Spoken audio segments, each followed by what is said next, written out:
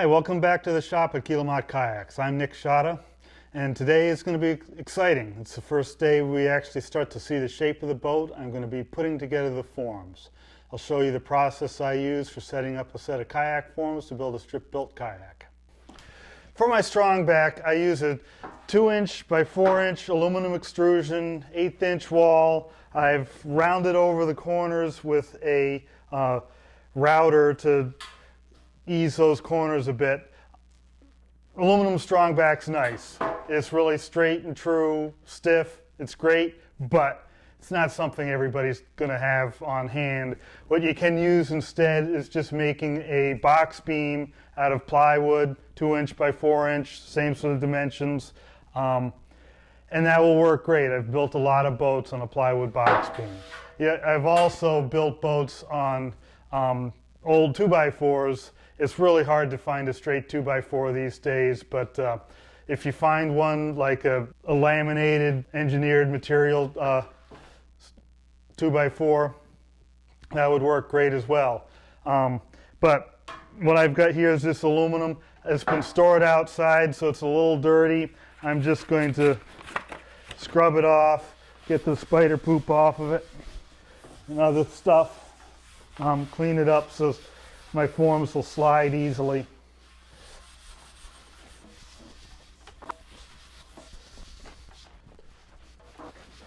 I originally cut this from a 20-foot long piece, and I was able to get two 13-foot long Strongbacks out of that 20-foot piece by tapering the ends.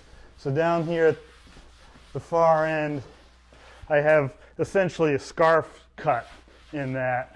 So that allowed me, instead of cutting it in half and getting two 10-foot pieces, I was able to get two 13-foot pieces, and that's much more convenient for most of the boats I build. And actually having this taper down at the end works nice for a lot of boats where kayaks either sweep up in the end or just plain get narrower. I build my kayaks on what people call an internal Strongback, but I also have an external Strongback. That's this here. And I use this for canoes and other open boats. And when I'm building a kayak and using the internal Strongback, I'll often use this as my base to hold the internal Strongback. You can certainly use just a set of sawhorses or something like that. I have these little cradles that I use to hold the Strongback. So I just nestle the Strongback in there.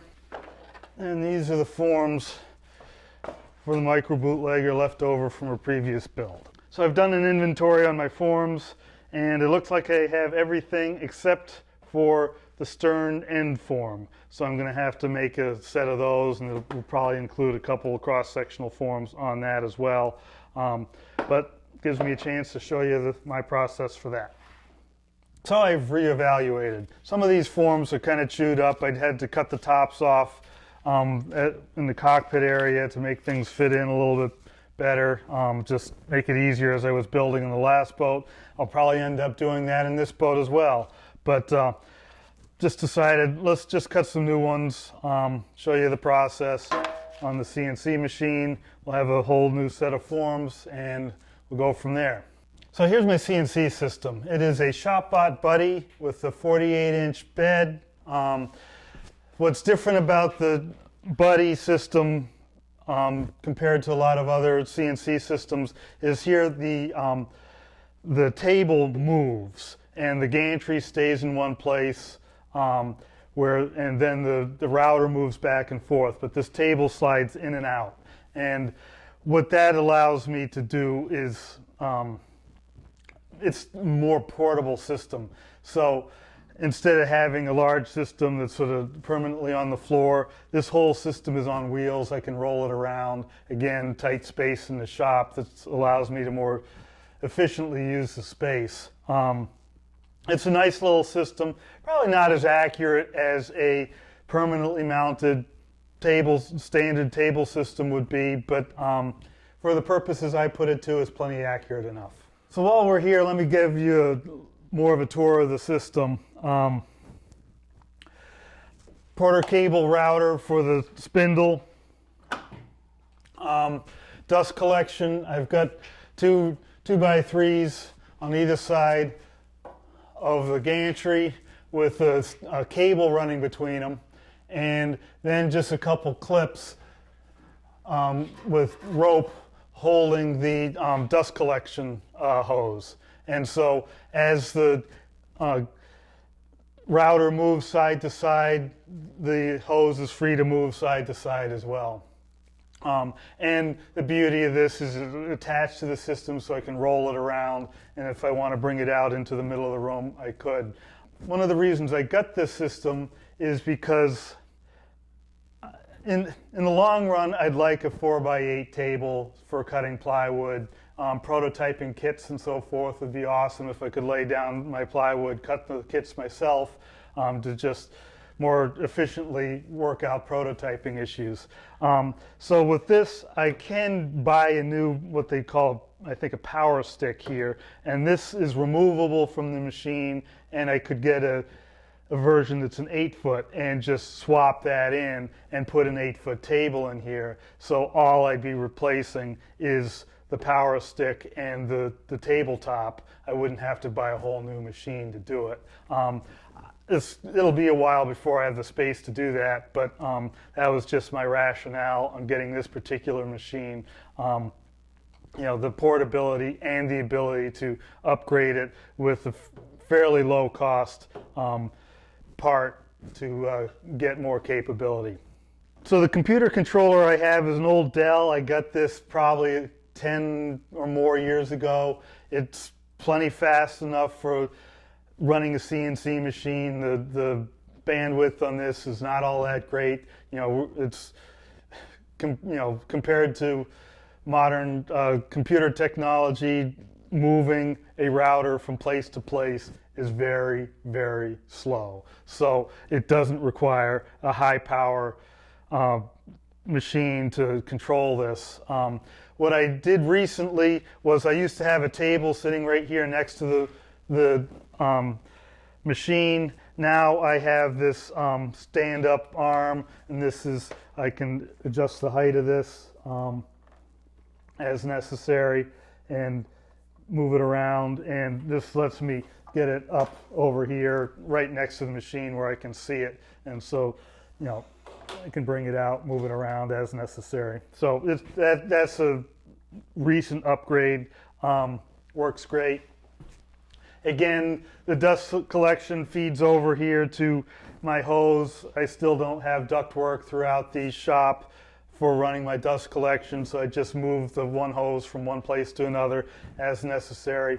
Not the most efficient, but it gets the job done, and I just haven't gotten around to upgrading that. Eventually I'll run some ductwork around and get that to work a little bit better. First thing I'll do is zero out the X and Y axis. So it's just using the limit switches to find out where the X and Y axis 0 points are.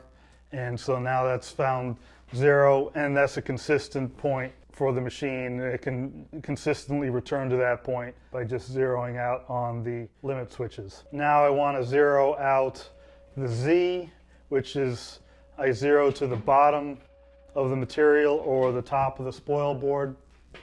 And I have a zeroing plate here. Get the plate directly under the tool. Wires come down hooking up to the router bit, and when it closes the circuit there, it knows it's touched the metal plate. The zeroing routine is calibrated for the thickness of that metal plate, so it knows where the 0 point is. And I need to get out some MDF. I've stored it under here. When I buy material from like Home Depot, I have them cut it into quarters for me. Doesn't cost anything to have them do it, and saves me time, makes my life easier.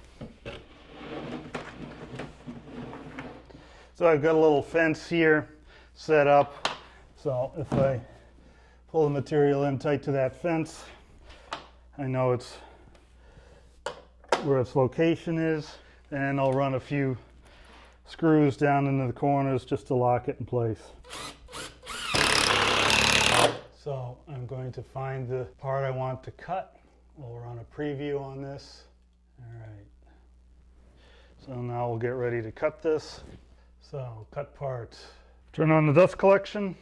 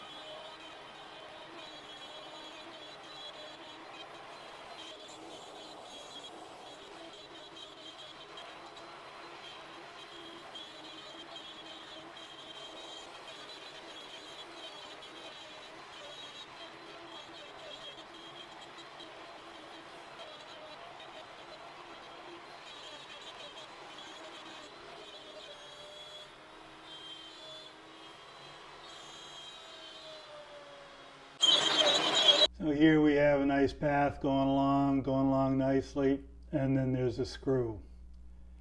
And there's the end of my router bit. So I meant to check and make sure none of the screws were in the way of the tool path, but obviously I didn't. So now I need to put in a new bit. So I want to re-zero it to the top of the spoil board again. And right now I've got the material in place, so I'm going to cut out one of these forms. Just give myself access to the top of the spoil board and re-zero it. Then I want to find out approximately where it stopped and restart it from there. Line 12760.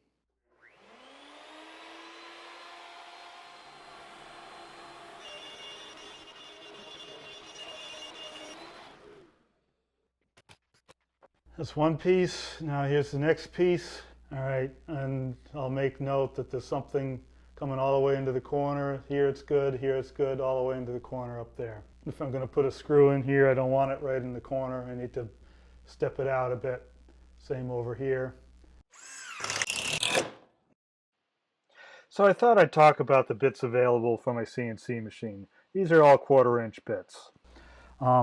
These three are solid carbide. This has got a carbide insert edge on it. When I was first working, before I broke that first bit, I was working with what I called a downcut bit. That's this one. If you see this, it spins this way. And so as it spins, it pushes the chip down towards the bottom of the hole. As a result, the top edge, where it's intersecting the top surface of the wood, gets pushed down also. So it leaves a nice clean cut.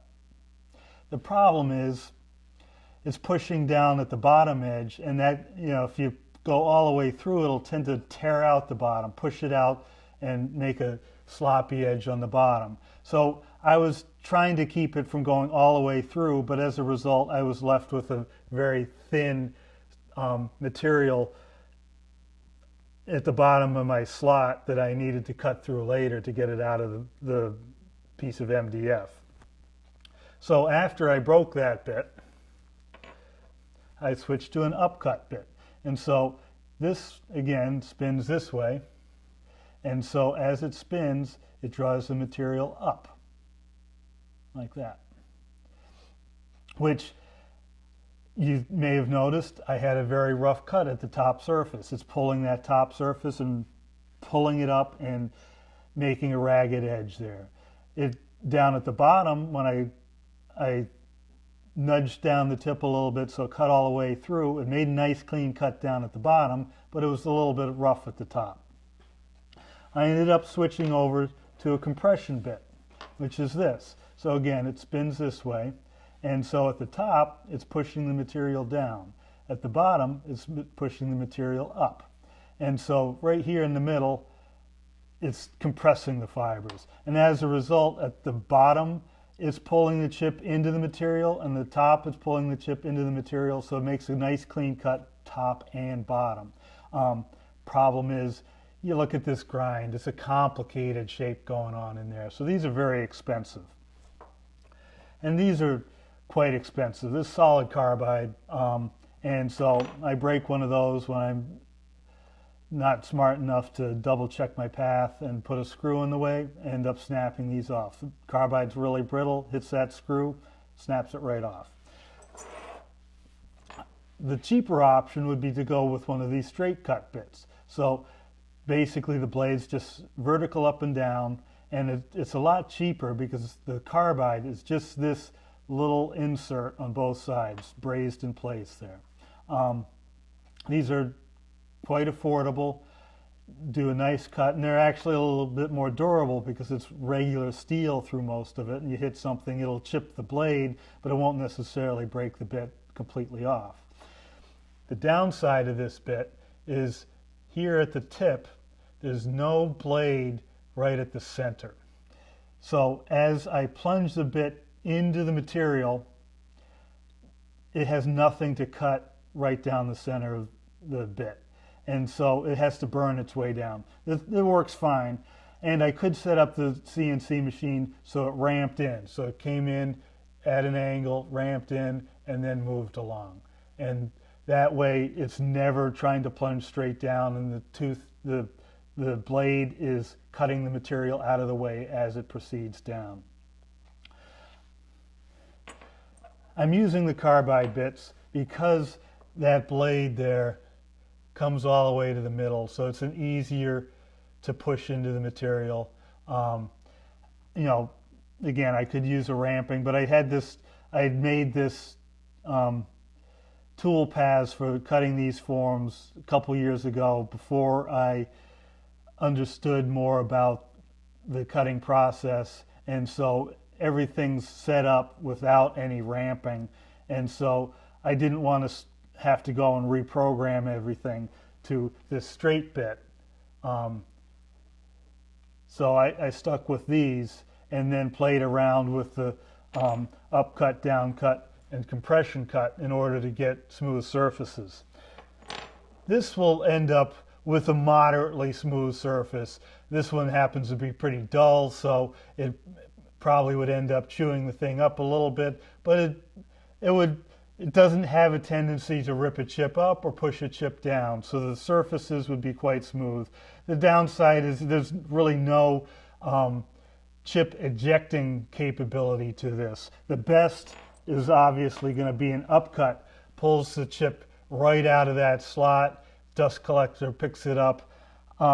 Even so, I was noticing that the dust collector, it was leaving quite a bit of material down in that slot. I'd come back with a vacuum cleaner, try and pull it out of that before I removed the material from the spoil board. That way I didn't get that dust all over the place.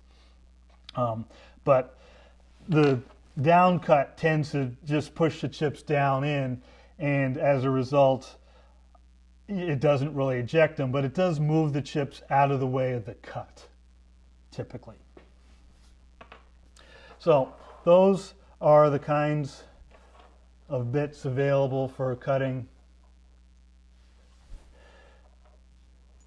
my form MDF material on my CNC machine. We've got a straight cut, an up cut, down cut, and compression. So after all the parts are cut out by the CNC machine, I still have the tabs to cut, and there's generally a little bit of waste where the bit didn't get all the way down to the spoil board, and so these little tabs can get cut.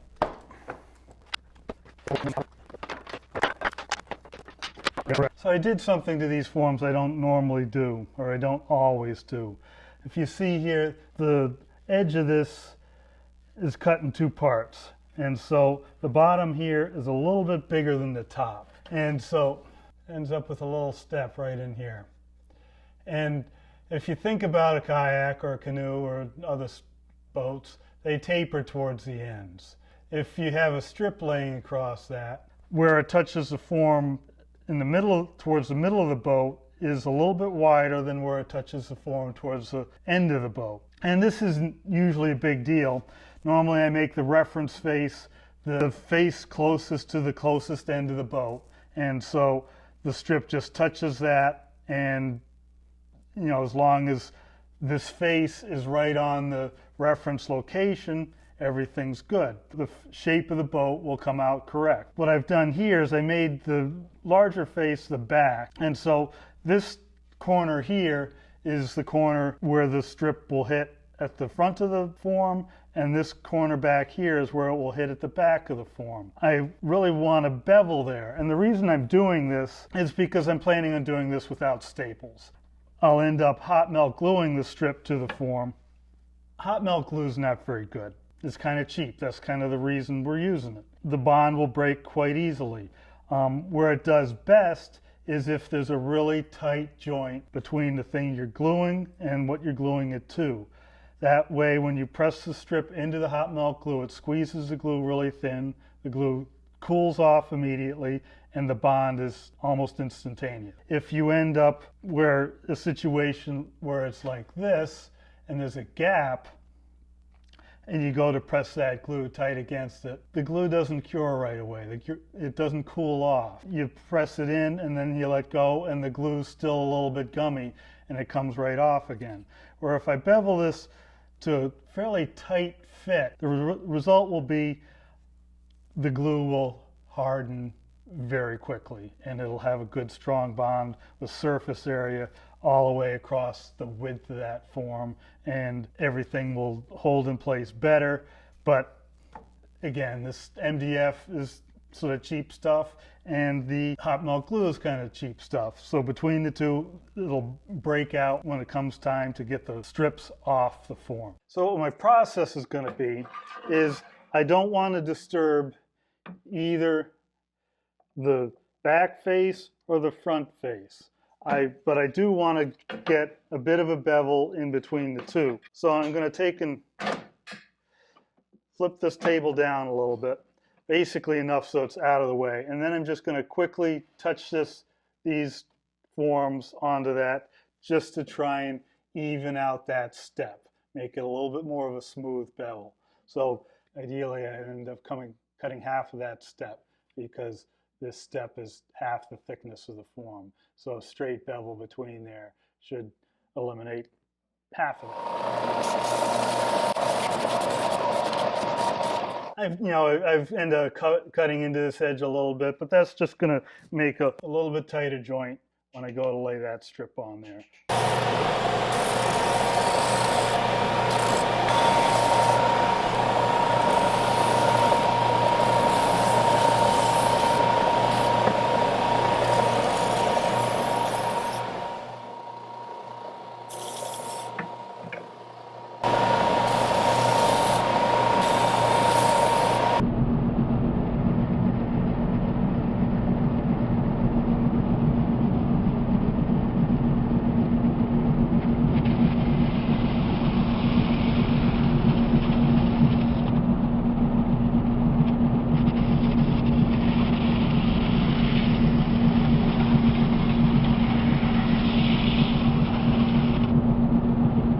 I just like to sort things out, get them in order, make sure everything makes sense, sort of a sanity check.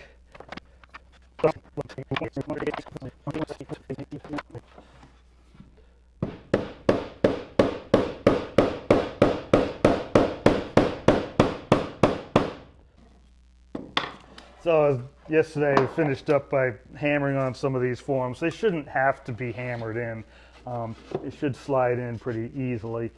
And so this is a little bit tight in that slot. So I will take a rasp and just open up the slot a little bit. It's only off by a few thousandths.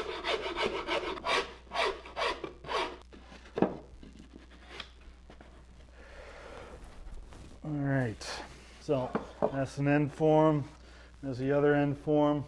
And all the stations ready to go. So I lied. At the beginning of the day, I thought I was going to get the form strung on the Strongback, and that would mean tomorrow I'd start stripping. But as often the case, I changed my plans. I thought I could use the forms from my previous build of the microBootlegger Sport, but after looking at them a bit, I decided I'd be better off cutting new forms. So I went ahead with that. This led to another learning experience for me on the ShopBot. You'd think that breaking an expensive router bit would teach me to examine my tool path more carefully, but I'll probably make the same mistake again in the future. Maybe I'll get one of those plastic staplers, but hopefully you found the discussion on router bits useful and interesting. As a result of all that, I don't have the Strongback assembled. To see that, you'll need to wait for the next episode where I'll assemble the Strongback, I promise. Until then, if you have any questions, please post them in the comments. If you like this video, please press thumbs up. Turn on notifications and subscribe to keep up to date with this and other projects. Just as a reminder, I have plans for this and a bunch of other kayaks and small boats available on my website, as well as t-shirts and other merch. Thanks for watching and happy paddling!